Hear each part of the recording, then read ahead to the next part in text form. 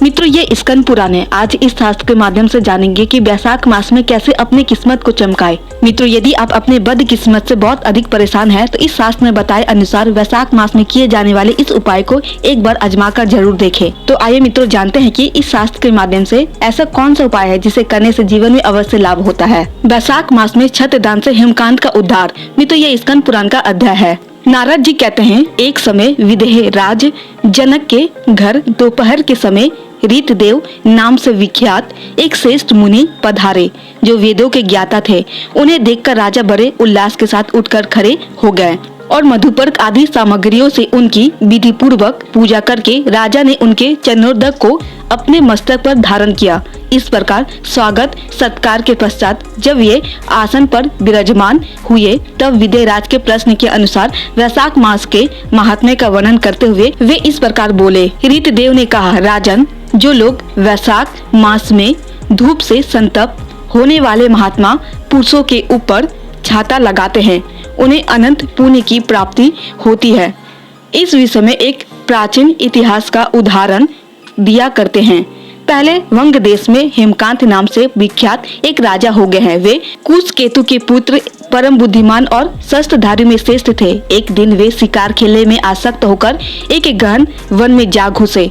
वहाँ अनेक प्रकार के मृग और वराह आदि जंतुओं को मारकर जब वे बहुत थक गए, तब दोपहर के समय मुनियों के आश्रम पर आए। उस समय आश्रम पर उत्तम व्रत का पालन करने वाले शतचित नाम वाले ऋषि समाधि लगाए बैठे थे, जिन्हें बाहर के कार्यों का कुछ भी भान नहीं होता था। उन्हें निश्चल बैठे देख राजा को बड़ा क्रोध हुआ और उन्होंने उन महात्माओं को मार डालने का निश्चय किया। तब उन ऋषियों के 10,000 शिष्यों ने राजा को मना करते हुए कहा, ओ खोटी बुद्धि वाले नरेश, हमारे गुरु लोग इस समय समाधि में स्थित है। बाहर कहाँ क्या हो रहा है इसको यह नहीं जानते, इसलिए इन पर तुम्हें क्रोध नहीं करना चाहिए। तब राजा ने क्रोध से विहल होकर शिष्यों से कहा, द्विज कुमारों, मैं मार्ग से थक्का मादा यहाँ आया हूँ, अतः तुम ही लोग मेरा आतिथ्य करो। राजा के ऐसा कहने पर वे शिष्य बोले, हम लोग भिक्षा मांग कर खाने वाले हैं। गुरुजनों ने हमें किसी के आतिथ्य के लिए आज्ञा नहीं दी है। हम सर्वदा गुरु के अधीन हैं, अतः तुम्हारा आतिथ्य कैसे कर सकते हैं। शिष्यों का यह कोरा उत्तर पाकर राजा ने उन्हें मारने के लिए धनुष उठाया और इस प्रकार कहा, मैंने हिंसक जीवों और लुटेरों के भय आदि से जिनकी अनेकों बार रक्षा की है, जो मेरे दिए हुए दानों पर ही पलते हैं, वे आज मुझे ही सिखलाने चले हैं। यह मुझे नहीं जानते, यह सभी कृतघ्न और बड़े अभिमानी हैं। इन आतइयों को मार डालने पर ही मुझे कोई दोष नहीं लगेगा। ऐसा कहकर वे कुपित हो धनुष से बाण छोड़ने लगे।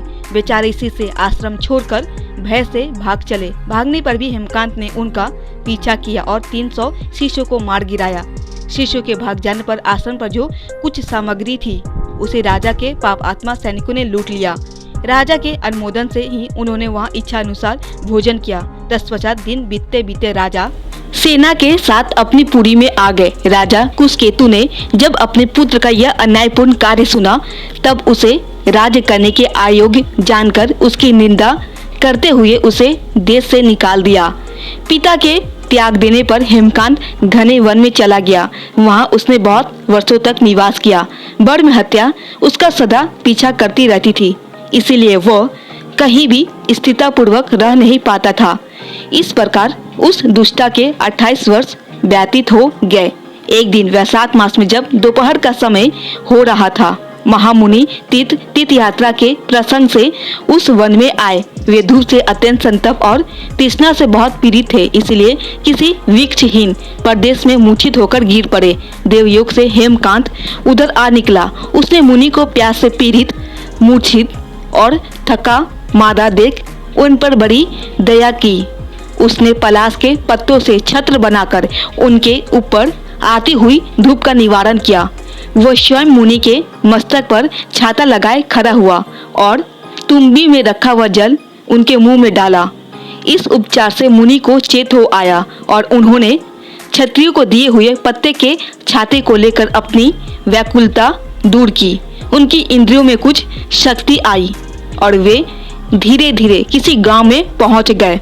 उस पुण्य के प्रभाव से हेमकांत की 300 ब्रह्महत्याएं नष्ट हो गई। इसी समय यमराज के दूत हेमकांत को लेने के लिए वन में आए। उन्होंने उसके प्राण लेने के लिए संघ्राणी रोग पैदा किया। उस समय प्राण छूटने की पीड़ा से छटपटाते हुए हेमकांत ने 3 अत्यंत भयंकर यमदूतों को देखा, जिनके बाल ऊपर की ओर उठे हुए थे।